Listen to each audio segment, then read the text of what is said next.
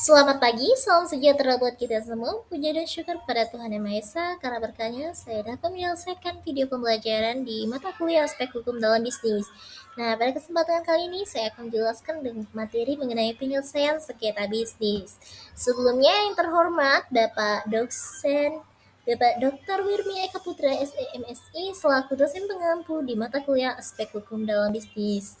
Nah, sebelum kita lanjut, perkenalkan terlebih dahulu, nama saya Clarissa Niki Deborah Simarmata dengan NIM C0C04012. Oke, tanpa berlama-lama lagi, kita akan masuk ke dalam video pembelajaran kita. Oke, di sini saya menampilkan mengenai pengertian dari sengketa bisnis. Sengketa bisnis itu adalah perselisihan antara pihak-pihak yang berhubungan dengan kegiatan usaha. Perusahaan versus perusahaan, perusahaan versus konsumen, atau perusahaan versus pemerintah. Yang muncul karena perbedaan kepentingan, prestasi, pelanggaran perjanjian, atau perbuatan yang melawan hukum. Inti masalahnya itu tidak kesesuaian pelaksanaan hak dan kewajiban yang disepakati dalam kontrak sebelumnya, sehingga konsekuensinya bisa terjadi kerugian finansial, rusaknya reputasi, dan gangguan hubungan interbisnis. Nah, faktor penyebab sengketa bisnis itu pertama bisa terjadi karena prestasi, di mana salah satu pihak tidak memenuhi isi perjanjian, keterlambatan pembayaran atau pengiriman. Terus juga ada perbedaan penafsiran kontrak, di mana klausula kontrak ambigu atau definisi yang berbeda antar pihak, sehingga membingungkan pihak-pihak. Terus juga karena perbuatan melawan hukum, tindakan yang merugikan pihak lain secara hukum seperti pencemaran nama baik atau pelanggaran hak kekayaan intelektual. Terus juga faktor keempat, persaingan usaha yang tidak sehat. Biasanya itu terjadi karena monopoli, kartel, atau praktik curang yang merugikan pesaing atau konsumen.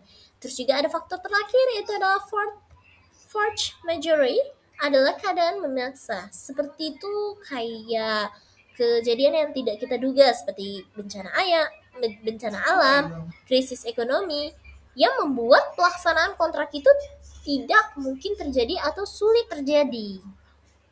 Terus juga tujuan penyelesaian sengketa bisnis itu yang pastinya pertama memberikan kepastian hukum bagi para pihak. Yang kedua melindungi hak dan kewajiban yang telah disepakati. Yang ketiga menjaga hubungan bisnis agar tetap dapat berlanjut. Yang keempat dari kerugian finansial yang lebih besar, dan yang terakhir menciptakan keadilan dan ketertiban dalam kegiatan usaha. Nah, penyelesaian sengketa dalam bisnis itu bisa pertama melalui litigasi. Litigasi adalah penyelesaian sengketa melalui pengadilan berdasarkan hukum acara. Putusan ini bersifat mengikat dan dapat dipaksa karena apa? Hukum. Ciri-cirinya itu adalah pertama, formal, beracara di pengadilan. Yang kedua, putusan hakim ini mengikat. Dan terakhir, adanya pihak yang menang dan ada pihak yang kalah. Kelebihan dan kekurangannya itu, kekuatan hukumnya tetap dan memaksa. Namun prosesnya itu biasanya itu lama, biayanya tinggi, dan juga berisiko merusak hubungan bisnis karena sudah berada di pengadilan. Contohnya itu seperti gugatan penagihan antara supplier dan distributor karena pembayaran tidak dilunasi. Gitu. Terus juga ada penyelesaian non litigasi. Biasanya ini penyelesaian alternatif ya, karena dia tuh berbasis kesepakatan para pihak, lebih cepat dan menjaga kerahasiaan. Dasar hukumnya itu penting dalam Undang-Undang Nomor 30 Tahun 1999 tentang arbitrase dan alternatif penyelesaian sengketa.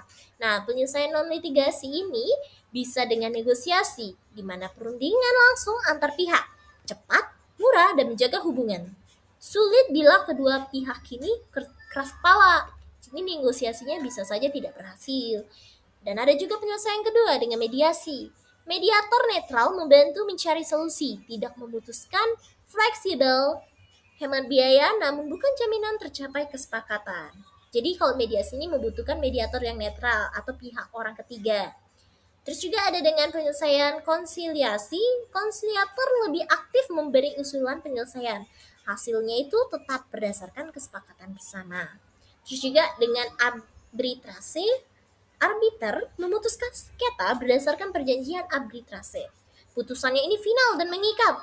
Prosesnya cepat dan rahasia, namun biayanya itu lebih tinggi dari keempat penyelesaian yang tadi saya sudah jelaskan.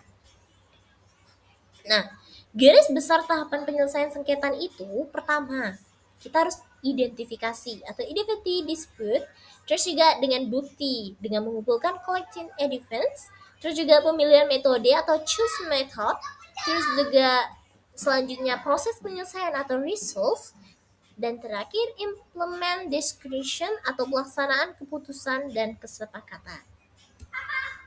Nah, contoh kasus dan pilihan penyelesaian.